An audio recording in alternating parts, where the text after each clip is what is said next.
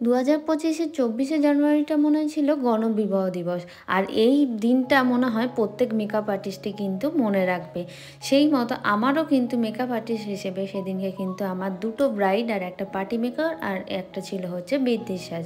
তো বৃদ্ধির সাজ সাজানোর জন্য কিন্তু আমি ভোর ভোর উঠে পড়েছিলাম। দেন আমার বর আমাকে পৌঁছে দেয় আমার লোকেশানে। তো এখানে দিদি হচ্ছে রেডি হয়ে বসেছিল আর কি, ফ্রেশ হয়ে। তো আমি এটা দেখো দিদিকে একটা সিম্পল লুক দিয়েছিলাম বৃদ্ধিতে। আর দিদি কিন্তু ভীষণভাবে আর কি বলেই দিয়েছিল স্ট্রিক্টলি যে সে কিন্তু একদম সিম্পল সাজতে যায়। এমনকি দিদি আইব্রো করেনি, মানে দিদি অতটা সাজগোজ ওইসব পছন্দ করে না। তো আমি আমার দিক থেকে যেটুকানি করার দিদিকে করেছিলাম, এমনকি দিদিকে খুশিও করতে পেরেছি। তো তোমাদের সাথে আমি রিভিউ শেয়ার করেছি। দেন আমি বৃদ্ধির লুকটা করে এসে বাড়ি চলে আসি। দেন বাড়ি এসে মা একটুখানি খাইয়ে দেয়, তারপরে আবার ফ্রেশ হয়ে পৌঁছে যাই হচ্ছে ফার্স্ট আমার যে ব্রাইড ছিল সেটা হচ্ছে রিশরা হচ্ছে শিল্পীর বাড়ি গেছিলাম, ও হচ্ছে আমার বান্ধবী। তো ফার্স্ট ব্রাইডকে গিয়ে দেখি তার তখনও গায়ে হলুদ হয়নি। তো আমাকে একটু অপেক্ষা করতে হয়েছিল, বাট খুব বেশি লেট ও করেনি। তারপরে এই যে আমার বান্ধবীর সাথে ওখানে দেখা হয়, দেখো আমাকে হলুদ মাখিয়ে দিয়েছে, দেখে মনে হচ্ছে না আমার জন্ডিস হয়েছে। আর ওখানে যা গান চলছিল ওই গান শুনে আমার নাচতে মন করছিল বলে কি করব, বসে থেকে ওই জন্য নাচ করছিলাম।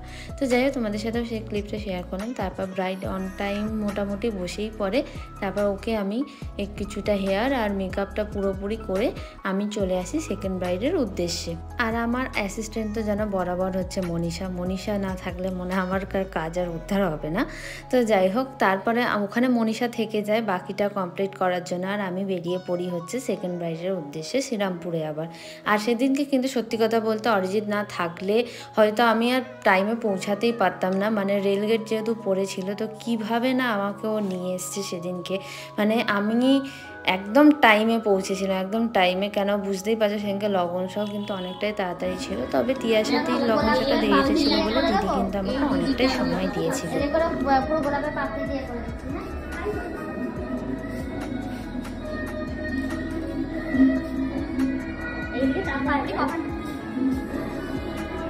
দেখতে খুব সুন্দর, এখনো কমপ্লিট হয়নি, শাড়ি পরানো বাকি আছে। এরকম ব্লগিং কে করে ভাই? কে দিদি যেহেতু আমাকে বলেছিল একদম সিম্পল সাজাবি, যেন ন্যাচারাল একটা বউকে যেমন লাগতে পারে একটা ব্রাইডকে সেরকমই সাজাবি।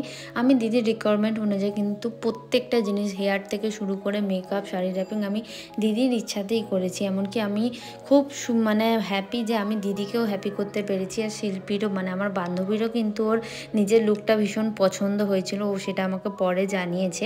ওর যেহেতু লগন ছাটা তাড়াতাড়ি ছিল ওই জন্য ওর সেরকমভাবে আমি বাকি ক্লিপ নিতেই পারিনি। তো দিদির কেমন লেগেছে তোমরাই রিভিউটা শুনে নাও দিদির কাছ থেকে। মানে আমি এক্সপ্লেন করে বোঝাতে পারবো না, আমি যা আশা করেছিলাম তার থেকে 100 গুণ বেশি ভালো সাজ। আমি খুবই স্যাটিসফাইড। আচ্ছা তুমি যেরকম চেয়েছিলে এক্স্যাক্টলি সেটাই, একদম এক্স্যাক্ট সেইটাই পেয়েছি। এরকম সফট লুকই আমি চেয়েছিলাম আর সেটাই ও আমাকে করেছে। তোমাকে খুব সুন্দর লাগছে। এরপর দিদি শুরু হয়ে যায় এখানে ফটোশ্যুট, আর আমিও ওখান থেকে বেরিয়ে আসি। আর তার আগে কিছু খিদে পেয়েছিল বলে, যেহেতু দিদি অনেক করে পড়েছিল সেহেতু আমি স্ন্যাক্স খেয়ে চলে আসি। এমনকি দিদি দুটো পার্সেলও কিন্তু আমাকে দিয়ে দিয়েছিল। তো স্ন্যাক্সে ছিল হচ্ছে ফিশ বল আর এদিকে ছিল হচ্ছে পনির সাটে, খেতে খুবই ভালো হয়েছিল। তো ওটা খাওয়া দাওয়ার পরে আর কি তোমরা কি ভাবছো ব্লগটা শেষ হয়েছে এখানেই শেষ হয়নি। বাড়িতে এসে এরকম দেখো একটুখানি বসে রেস্ট নিয়েই আমরা এই ড্রেস পরেই চলে গেছিলাম হচ্ছে আমার বান্ধবীর বিয়ে বাড়িতে। মানে বুঝতে পারছো যাকে আমি সাজিয়েছিলাম, শিল্পীর বিয়ে বাড়িতে আমাদের তিনজনেরই ইনভিটেশন ছিল। তো আমরা তিনজনেই বেরিয়ে পড়েছি। আলাদা করে সাজার সময় পাইনি আমরা, তো ওই অবস্থাতেই চলে গেছিলাম। আর এদিকে দেখো ব্লিঙ্কিটে আমি ট্রেন অর্ডার করেছিলাম, তো সেই সময় ওই জন্য ট্রেনটা সঙ্গে সঙ্গে পাস করে গেল আর আমাদের জন্য গেটটা খুলে দিল। তোমরা যারা এখনও 2025 বা 26-এর জন্য বুকিং করতে চাইছো তোমরা কিন্তু আমার সাথে যোগাযোগ করতে পারো, আমাকে মেসেজও করতে পারো। দেখার জন্য নেক্সট ব্লগে, টাটা।